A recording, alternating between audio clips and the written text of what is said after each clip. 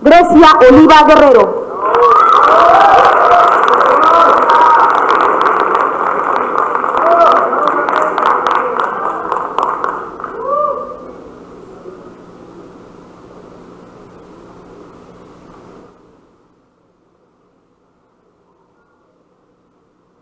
El Señor nos redimió a todos con la sangre de Cristo, no solamente a los cristianos.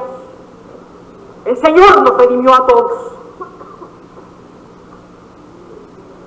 Palabras del Papa Francisco el 22 de mayo de 2013.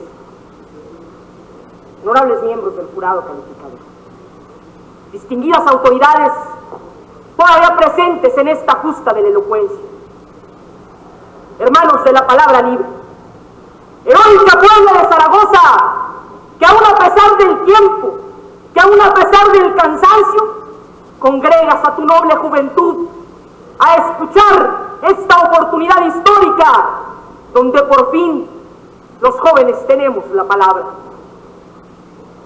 Me ha tocado de suerte hablar sobre un tema que para muchos pudiera ser un tema delicado, porque implica hablar de religión, pero quiero renunciar a ese privilegio.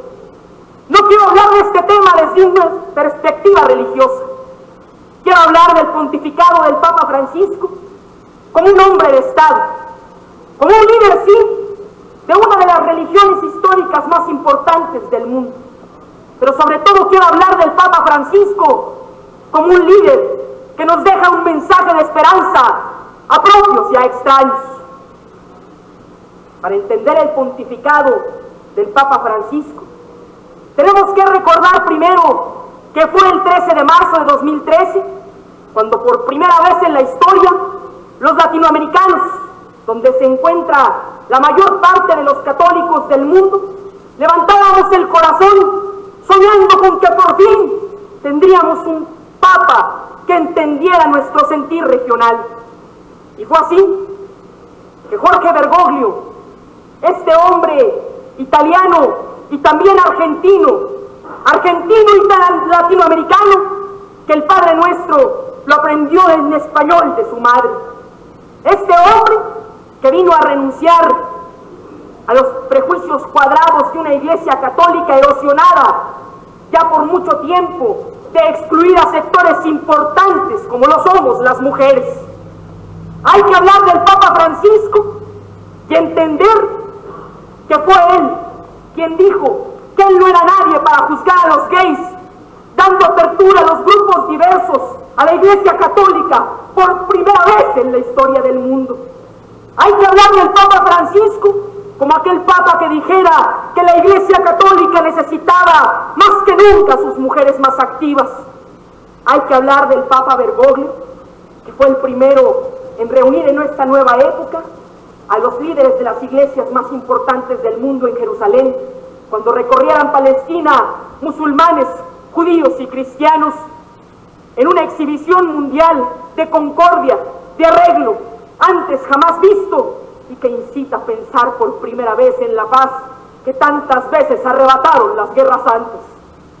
Hablar del Papa Francisco es hablar de un hombre diplomático, es hablar de un hombre que construyó relaciones y pesos a nivel mundial, que se atrevió incluso a desafiar mediante una estrategia diplomática al régimen de Estados Unidos ante su ofensiva en Siria. Hablamos de un hombre que hoy y mañana también se encuentra en Albania y en todas las regiones del mundo llevando un mensaje de amor universal.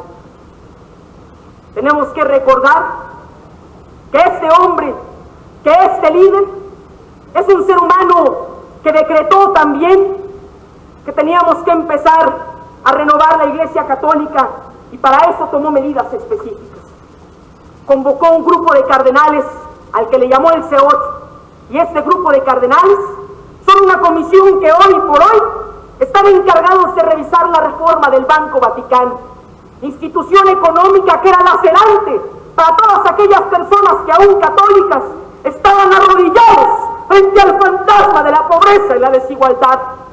Tenemos que entender a un hombre que ante las sombras de su antecesor se atrevió a conformar una comisión que revise el Código Penal del Vaticano para perseguir y ahora sí castigar a todos aquellos sacerdotes que lamentablemente, abusando de su poder, caen en prácticas de pederastía.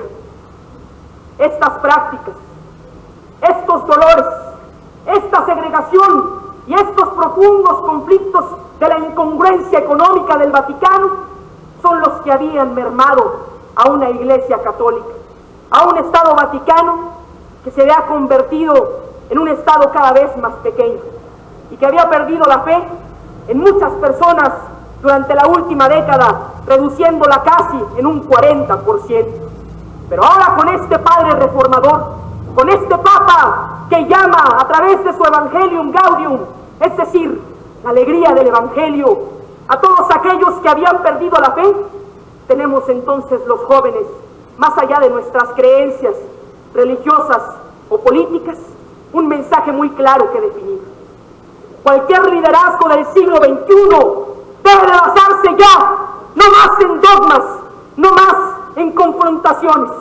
Se debe de basar en acuerdos, se debe de basar en la coexistencia, se debe de basar en proponer, como también propuso allá en la cumbre de Davos, precisamente en el año 2014, frente a los líderes más importantes del mundo, que en otro tiempo fueran avalados por papas guardando silencio ante la desigualdad, exigiéndoles que por favor la riqueza sirviera a la humanidad y no la explotara más.